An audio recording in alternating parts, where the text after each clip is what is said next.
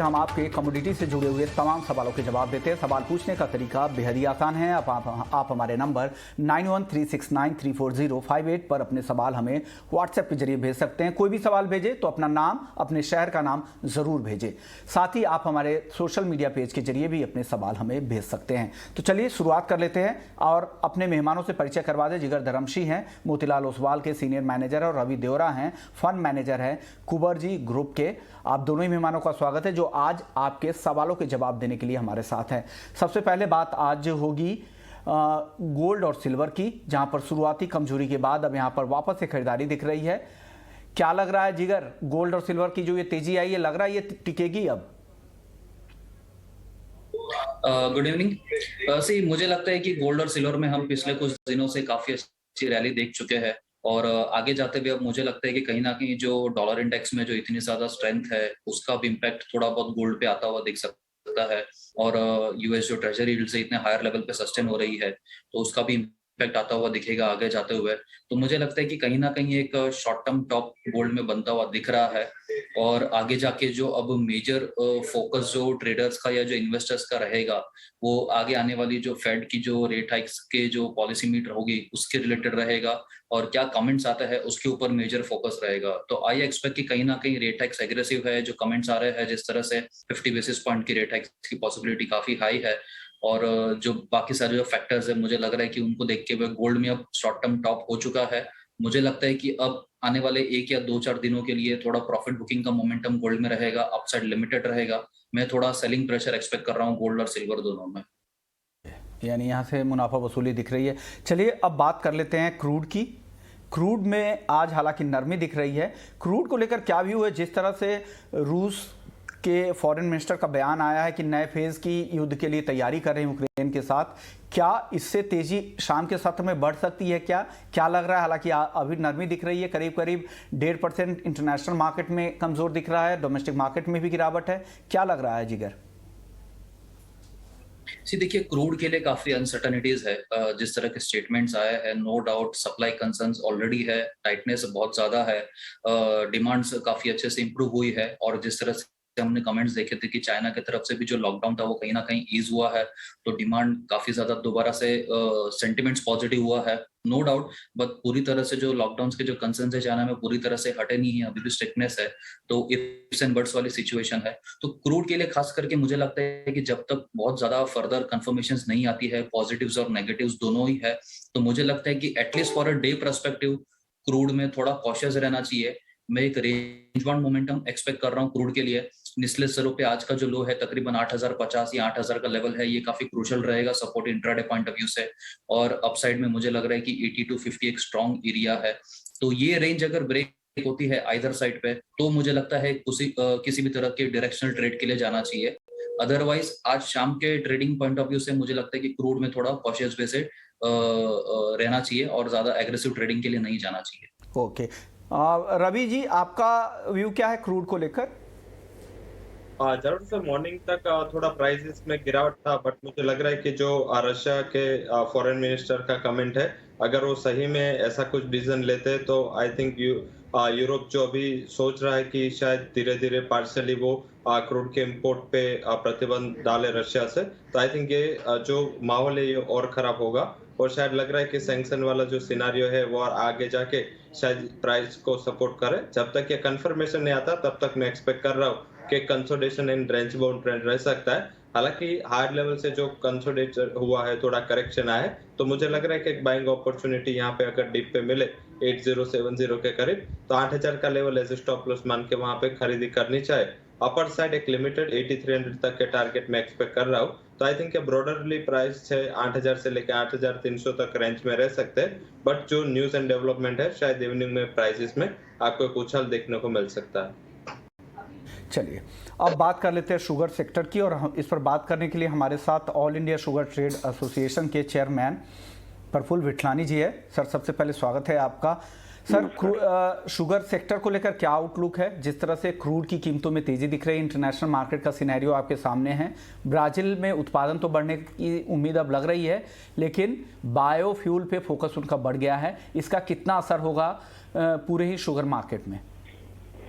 ऐसा है कि ब्राजील में 32-33 मिलियन टन शुगर बनेगी, ऐसा प्राथमिक अंदाज मिल रहा है।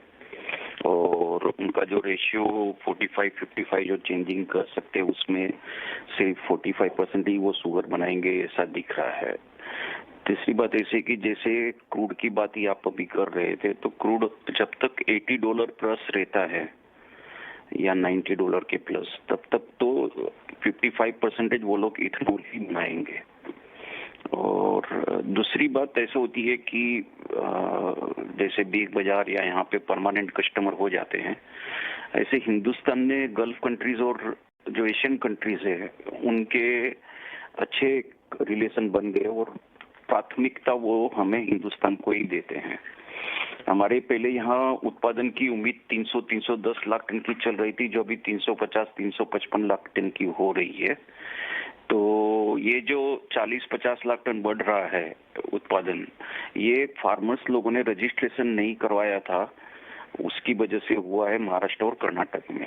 उसके सामने ये हो गया कि हमें निर्यात without even single rupee subsidy, इतनी सक्सेस अनथिंकेबल या अनबिलीवेबल है कि 90 लाख टन का तो एक्सपोर्ट यहाँ से हो जाएगा, जो हमें 50 से 45 लाख टन का करीबन अंदाज था। तो काफी बैलेंस शीट हेल्थी हो जा रही है और 60 लाख टन से ज्यादा मेरे ख्याल से 1 अक्टूबर को चीनी हिंदुस्तान में बचेगी नहीं, और 60 लाख टन अपनी जरूरत है कि उतनी अपने रख के बाकी का जितना एक्सपोर्ट होता है उसको एक्सपोर्ट और जाने देवे। पुराने जो उत्पादन के अनुमान थे, हालांकि इस्मा की भी जो रिपोर्ट हम देख रहे थे, वो उत्पादन अब अनुमान जो इनका नया अनुमान है 350 लाख टन, आप भी ऐसा कह रहे हैं। और जो एक्सपोर्ट के जो कॉन्ट्रैक्ट है वो 80 लाख टन तक हो गए हैं, ऐसी एक रिपोर्ट है। और साथ ही उम्मीद है कि 90 लाख टन के ऊपर हम जा सकते हैं। क्या इससे डोमेस्टिक सप्लाई पर तो कुछ असर नहीं होगा? नहीं, बिल्कुल नहीं होगा। हमें काफी अच्छा प्रोडक्शन की वजह से स्टॉक भी काफी है हमारे पास, और डोमेस्टिक प्राइसेस जो है वो रिलीज मैकेनिज्म से कंट्रोल की जाती है, और काफी अगले साल भी प्रोडक्शन तो जो रहेगा वो अच्छा रहेगा। और देखने की बात ये हो रही है कि हमारे यहाँ अभी तक जो 300 मिलियन टन की केन की अवेलेबिलिटी लगती थी सिर्फ शुगर के लिए, वो अभी बढ़ के 350 मिलियन टन चाहिए शुगर केन, ये अपना इथेनॉल के दोनों मिला के। ये तो इसमें मैंने एक्सपोर्ट तो गिना ही नहीं है। तो इतनी तो गन्ने की ये चीज रहेगी तो हमें चिंता नहीं है, और तब तक कोई जो डेफिसिट है वर्ल्ड की बैलेंस आउट हो जावे फिर तो कोई चिंता नहीं है। पर एक बात जो अभी जनरली होती थी कि जब ब्राजील की सीजन मार्च महीने में चालू होती है तो इंटरनेशनल मार्केट काफी नीचे रहती थी, क्योंकि ब्राजील की सप्लाई हेवी रहती थी।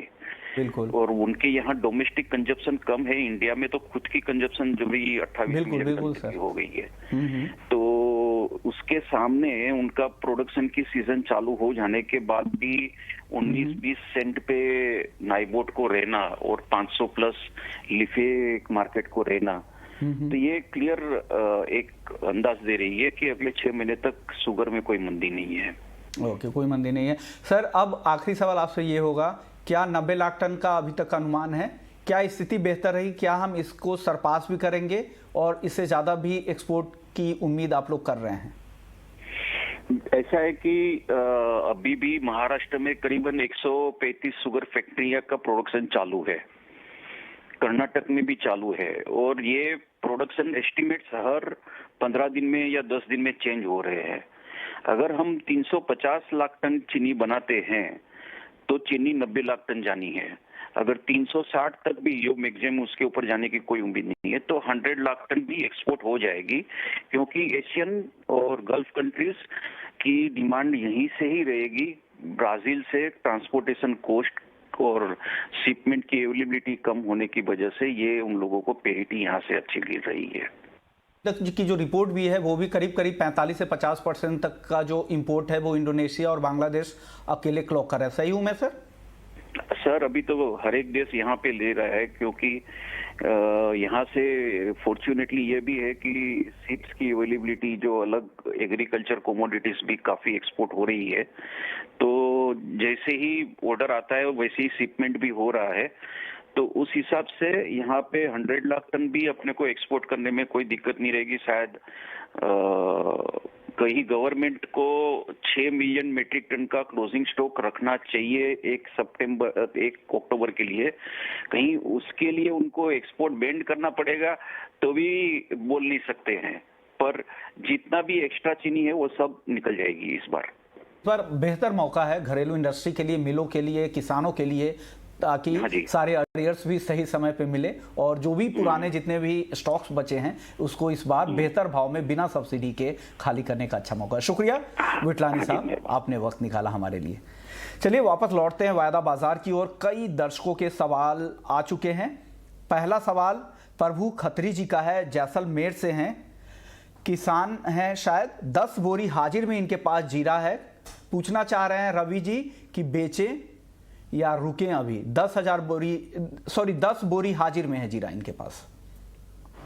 जरूर से आज अंकल ये 2 दिन में प्राइसेस में थोड़ा करेक्शन आया है। जीरा में अगर हायर लेवल से देखें तो ऑलमोस्ट 400 to 500 पॉइंट्स का करेक्शन आ चुका है। हालांकि मुझे लग रहा है कि अगर आपका व्यू शॉर्ट टर्म का है या आप ज्यादा रुकना नहीं चाहते तो आई थिंक पार्सली अभी 5 बोरी जो है 50% है वो यहाँ से बेच दे और 50% आप माल 24-25,000 तक के टारगेट के लिए रखे। मुझे लग रहा है कि जिस हिसाब से अभी मंडी ऊंझा हो या जोधपुर हो उसमें अराइवल्स चालू हुई है तो इसका एक थोड़ा प्रेशर प्राइसेस पे देखने को मिला है। बट ऑल ओवर जैसे ही मई मंथ में हम ट्रांसफर हो गए, ये जो करंट एक्सपायर है उसका प्रेशर भी एक दिन में हल्का होगा तो उसके बाद एक अच्छी रिलीफ रैली वहां पे मिल सकती है। तो मुझे लग रहा है कि अगर आपको जल्दी नहीं है तो रुकना चाहिए और 21,000 का लेवल आप सपोर्ट मान के चले और अपर साइड मेरा ये मानना है कि मई एंड तक आपको 23,200 23,500 तक के लेवल दिख जाएंगे। वो अच्छा लेवल होगा बेचने के लिए। 23,500 के लेवल दिखे वहां पर बेचने की है। अगर आप यहां पर निकलना चाहते हैं तो 50% यहाँ पर बुक करें प्रॉफिट और 50% ज़रूर कैरी करके जाएं, क्योंकि स्टॉक कम है तो लग रहा है कि आगे तेज़ी आएगी। अगला सवाल पवन हिसार का है। इनका सवाल है कि क्या 2 से 3 महीने के लिए कॉटन केक का रेंज क्या होगा। रवि जी आप ही बताइए, कॉटन केक में ऊपर की तरफ कहाँ तक जा सकता है 2-3 महीने में और नीचे की तरफ का क्या रेंज होगा। अभी तक हम कोकुर में देखें तो जिस हिसाब से प्राइसेस में जो कॉटन कॉम्प्लेक्स में तेजी आई है उसका कुछ भी इम्पैक्ट प्राइसेस पे अभी तक नहीं दिखा है। हायर लेवल से 3400 के लेवल से जब से बिकवाली का दौर चालू हुआ है मुझे लग रहा है कि अगर थोड़ा बहुत भी मुनाफा वसूली का प्रेशर आपको कॉटन कॉम्प्लेक्स में दिखे तो वहां पे ज्यादा अंडर परफॉर्म करेगा, क्योंकि अभी सीजनलिटी उसके एंड हो चुके हैं एंड जैसे ही अभी जैसे ताप ज्यादा होगा, अभी जैसे ही गर्मियां ज्यादा होगी, इसकी जो डिमांड है कैटल फिन में वो थोड़ी कम होती जाएगी। तो आई थिंक मुझे लग रहा है वहां पे हायर लेवल पे 3200 का एक बड़ा रेजिस्टेंस बना रहेगा एंड ये लेवल को क्रॉस करना, ये फंडामेंटल पे थोड़ा पॉसिबिलिटीज मुझे कम दिख रहे हैं। और डाउन साइड मेरा ये मानना है कि 2800 तक के लेवल्स आपको दिख जाएगा। तो ब्रॉडर रेंज में मान रहा हूँ अगर आपका आउटलुक थोड़ा बहुत 1 से 2 महीने का है तो ब्रॉडर रेंज 2800 से लेकर 3200 तक रह सकते हैं। कुछ भी उछाल मिले 3200 तक, और अगर आप स्टॉक कैरी कर रहे हो तो एक बेचने की जगह वहां पे फाइंड करनी चाहिए।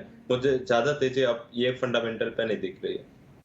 चलिए अगले दर्शक का फटाफट सवाल ले लेते हैं। नरेश कुमार हैं, चांदी 30 किलो इनके पास 68,820 रुपए पर खरीदी हुई है। अब जानना चाह रहे हैं कि क्या करना चाहिए, अच्छे प्रॉफिट में है। आप जिगर क्या सलाह देंगे इनको चांदी में।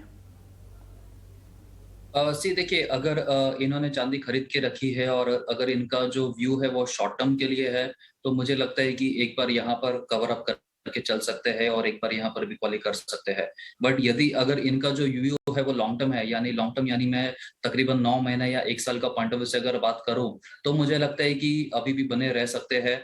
भले प्राइजेस में थोड़ी गिरावट जरूर से आएगी, बिकॉज रेट हाइक्स का जो सिनेरियो स्टार्ट होगा, थोड़ा एग्रेशन दिखेगा रेट हाइक्स में, तो प्रेशर आएगा गोल्ड सिल्वर दोनों में ही। बट अगर लॉन्ग टर्म का जो सिचुएशन है वो मुझे लगता है कि कहीं ना कहीं सिल्वर के लिए एज अ ट्रेंड काफी पॉजिटिव है और 75 से 77,000 के भी लेवल्स आते हुए दिखेंगे आगे जाते हुए। तो अगर लॉन्ग टर्म है तो होल्ड करके चले, बट अगर शॉर्ट टर्म में है तो मुझे लगता है कि एक बार प्रॉफिट कवर करके निकल जाना चाहिए। ओके, चलिए तो ये है नरेश जी के लिए व्यू। अगला सवाल दविंदर लुधियाना का है, रेगुलर कॉलर हैं। क्रूड, सिल्वर और गोल्ड ये तीनों इनके पास शॉर्ट पोजीशन है और काफ़ी नीचे की शॉर्ट पोजीशन है। 66,000 के आसपास का सेल है सिल्वर, गोल्ड 51,500 के आसपास का है और क्रूड तो काफ़ी नीचे का है, 6,670 से लेकर 7,459 यानी 7459 तक के सेल है। काफ़ी नीचे के तीनों ही काउंटर में शॉर्ट की पोजीशन है। दिक्कत आ गई है। अब सवाल यह है कि होल्ड करें या पोजीशन से निकले, क्या करना चाहिए? इनकी होल्डिंग कैपेसिटी है 1 महीने के आसपास की। रवि जी क्या सलाह देंगे? गोल्ड, सिल्वर और क्रूड तीनों में है।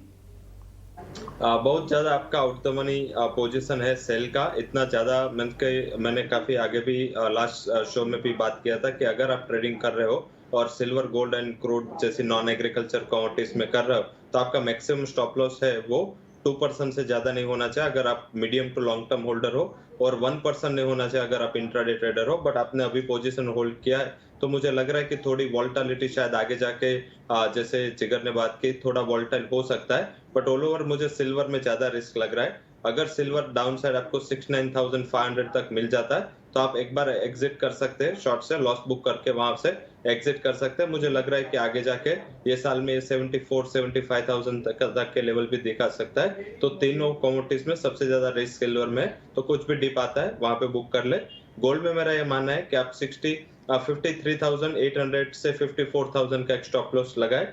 डाउन साइड मेरा ये मानना है कि जैसे बॉन्ड यील्ड बढ़ रहा है या डॉलर इंडेक्स का जो प्रेशर है ये पार्ट से 62,400 तक के लेवल आपको 52,400 तक के लेवल आपको दिख जाएंगे, तो वहां पे एग्जिट हो सकते हैं। ज्यादा गिरावट मुझे गोल्ड में भी नहीं दिख रही, उसके रीजन में बाद में बताता हूँ। और तीसरा जो क्रूड है, क्रूड में मुझे तेजी दिख रहे। अगर प्राइसेस 7800 तक या 7900 तक पे आता है तो एक बार आप एग्जिट का रूट फाइंड करें और लॉस बुक करके एक बार आप लॉन्ग कर ले। तो जैसे ही लॉन्ग करेंगे, जैसे ही प्राइसेस में अपवर्ड मोमेंटम आएगा तो आपको एक अच्छा मींस के लॉस कवरिंग का प्रोसेस वहां से स्टार्ट होगा। फंडामेंटल ये है कि जब तक ये रशिया यूक्रेन वाला सिचुएशन इरोड नहीं होता, जब तक ये सिचुएशन में कुछ नॉर्मल नहीं होता, तब तक ये तीनों कमोडिटी ऐसे है कि जो एक रिस्क पे चलती है। सेकंड जो है कि रुपी फर्दर वीकनेस होना चालू हो चुका है। आज तक रुपी स्ट्रांग था, फिर से 77-7750 की जर्नी रुपी शायद दिखा सकता है। तो आई थिंक ये एडेड प्रेशर होगा आपकी शॉर्ट पोजीशन से, तो ज्यादा शॉर्ट ना करें। कुछ भी यहाँ से 3 to 5% के बिटवीन गिरावट आती है तो आप इसको एग्जिट का एक अपॉर्चुनिटी मान के लॉन्ग में कन्वर्ट कर सकते हैं। चलिए अगले दर्शक है किशन है नासिक से। धनिया 12,810 रुपए पर खरीदा है, क्या करना चाहिए जिगर? धनिया में हमने काफी हद तक एक पॉजिटिव मोमेंटम देखा है और अभी प्राइसेस में आज थोड़ा करेक्शन आया है।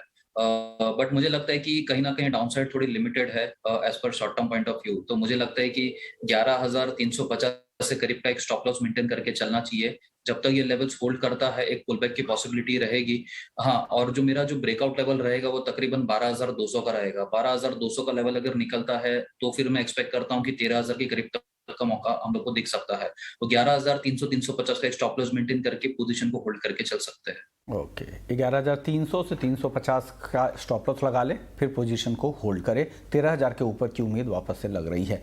चलिए चंदन है दिल्ली से, 53,500 रुपए पर गोल्ड को शॉर्ट किया है, क्या सलाह देंगे रवि जी? 53,800 ये बड़ा रेजिस्टेंस है, उसका स्टॉप लॉस बना के आपकी पोजीशन कैरी कर सकते हैं। मुझे सिल्वर पॉजिटिव दिख रहा है, बट गोल्ड में जैसे मल्टीपल हेडविंड्स है वहां पे प्रॉफिट बुकिंग का रुख आपको आगे दिख सकता है। डाउन साइड में एक्सपेक्ट कर रहा हूँ कि 52,700 से लेके 52,500 तक लेवल आए तो आपका मुनाफा बुक कर ले। ये लेवल के करीब अच्छा सपोर्ट भी है। तो शॉर्ट टर्म में मेरा एक्सपेक्टेशन है कि प्राइसेस 50,500 से लेके 53,500 के रेंज में रहने चाहिए। तो आपने अच्छे लेवल पे बेचा है तो वहां पे आपके कोस्ट के ऊपर स्टॉप लॉस लगा के आप चल सकते हैं। डाउन साइड आपको यहाँ से मेरा मानना है कि 1% की डाउन साइड आपको 1 से 2 ट्रेडिंग सेशन में देखने को मिल सकती है। नितिन है महाराष्ट्र से, सोयाबीन का आउटलुक जानना चाह रहे थे। जिगर, क्या सोयाबीन तो वायदा में तो ट्रेड हो नहीं रहा है, क्या सलाह देंगे? हाजिर के ट्रेडर हैं। माफ कीजिएगा, एक्चुअली मैं सोयाबीन अब जो ट्रेडेबल नहीं है उनको ट्रैक नहीं करता हूं। ओके रवि जी, आपकी सलाह सोयाबीन के लिए? हाँ, सोयाबीन में जिस हिसाब से एडिबल ऑयल के प्राइसेस आप अगर दोनों देखे, सीपीओ देखे या मींस की सोया ऑयल देखे, दोनों के प्राइसेस एक नॉर्थवर्ड जनवरी में चल रहे हैं। साथ में क्रूड का भी मोमेंटम जो है वो एक सपोर्ट कर रहा है प्राइस आउटलुक को। तो मुझे लग रहा है कि सोयाबीन में ज्यादा मंदी नहीं दिखनी चाहिए। अगर आपके पास स्टॉक है तो कैरी करें, होल्ड करें। अपर साइड आपको 7800 तक के लेवल्स देखने को मिल सकते हैं। अभी इंदौर में 7200 के करीब प्राइसेस चल रहे हैं। 7000 का लेवल आप शॉर्ट टर्म के लिए स्टॉप लॉस गिने और मुझे लग रहा है यहाँ से 600 से 700 पॉइंट के एक और उछाल प्राइसेस दिखा सकता है। एक आध महीना तक आपको ये प्राइसेस देखने को मिल सकते हैं, तो आप अपनी पोजीशन है वो होल्ड कर सकते हैं। आपने क्योंकि वायदा में नहीं है तो आपके पास स्पॉट में ही है, तो आई थिंक 7800 के करीब आए तो वहां पे एक बार आप स्पॉट में बेच सकते हैं। ओके, मनीषा है पलवल से, कॉपर नेचुरल गैस में इंट्राडे के लिए सलाह चाहिए। जिगर क्या सलाह देंगे? अगर कॉपर की बात करें तो कॉपर में सुबह से जरूर गिरावट जरूर से आई है, बट मुझे लगता है कि कॉपर में तकरीबन 830 831 का जो लेवल है वहां पर एक खरीदारी का मौका जरूर से लेना चाहिए। 826 के करीब का एक स्टॉप लॉस स्ट्रिक्टली फॉलो करना होगा और ऊपरी स्तरों पर मुझे लगता है कि कॉपर में साइडवेज पॉजिटिव मोमेंटम है, तो कहीं पर भी 838 से लेके 840 तक के लेवल्स आते हुए दिख सकते हैं। तो कॉपर बाय में रहना चाहिए 830 के करीब के लिए। और नेचुरल गैस की अगर बात करें तो नेचुरल गैस में ऊपरी स्तरों से एक प्रॉफिट बुकिंग का मोमेंटम की शुरुआत हुई है।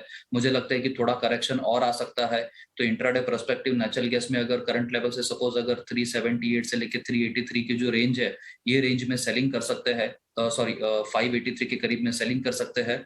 587 का एक स्टॉप लॉस मेंटेन करना होगा और मुझे लगता है कि 570 तक के टारगेट्स आते हुए दिख सकते हैं। ओके, अगला सवाल चेतन है एमपी से, चांदी में कितनी गिरावट आ सकती है? कितनी गिरावट की उम्मीद करंट लेवल से कर रहे हैं आप रवि जी? हाँ, मुझे लग रहा है कि थोड़ा वॉलेटिलिटी देखने को मिल सकते हैं, बट जो चांदी में प्रोडक्शन शॉर्टेजेस ये क्वार्टर में आए हैं, करीबन बड़ी कंपनियों से 30-40% तक की भी प्रोडक्शन में गिरावट है। तो medium to long term outlook मुझे चांदी में अच्छा लग रहा है। अगर प्राइजेस 69,700 69,500 के करीब मिल जाए तो मेरे हिसाब से एक अच्छी बाइंग अपॉर्चुनिटी में मान रहा हूँ। मुझे लग रहा है गोल्ड शायद कंसोलिडेट करे, बट चांदी आउट परफॉर्म कर सकते हैं। 69,000 का स्टॉप लॉस मेंटेन रखे। मेरे हिसाब से आप अगर नई पोजीशन लेना चाहते हैं तो मीडियम टर्म में आपको 72,000 तक के लेवल पे दिख सकते हैं। तो कुछ भी गिरावट आए 69,500 तो एक बाइंग की अपॉर्चुनिटी के दौर पे देखना चाहिए। ओके, तो ये भी हुआ आपके लिए सिल्वर के लिए। शुक्रिया रवि जी आपका और जिगर आपका, आप लोगों ने वक्त निकाला और दर्शकों के तमाम सवालों के जवाब दिए। लेकिन चलिए आपको जाते जाते बता दें कि हर साल की तरह एक बार फिर हम हाजिर हैं इंडिया इकोनॉमिक कॉन्क्लेव के साथ, एक ऐसा मंच जहां से भारत के आर्थिक एजेंडे की रूपरेखा तैयार की जाती है। इस मंच पर आपको इकोनॉमी, कॉरपोरेट जगत, शेयर बाजार, राजनीति, डिप्लोमेसी से जुड़े देसी और विदेशी दिग्गजों को सुनने का मौका मिलता है। इस एजेंडे को आगे बढ़ाने के लिए इस वर्ष की थीम है the great Indian democratic dividend. तो तैयार हो जाइए टाइम्स नेटवर्क के साल के सबसे बड़े कॉन्क्लेव का हिस्सा बनने के लिए।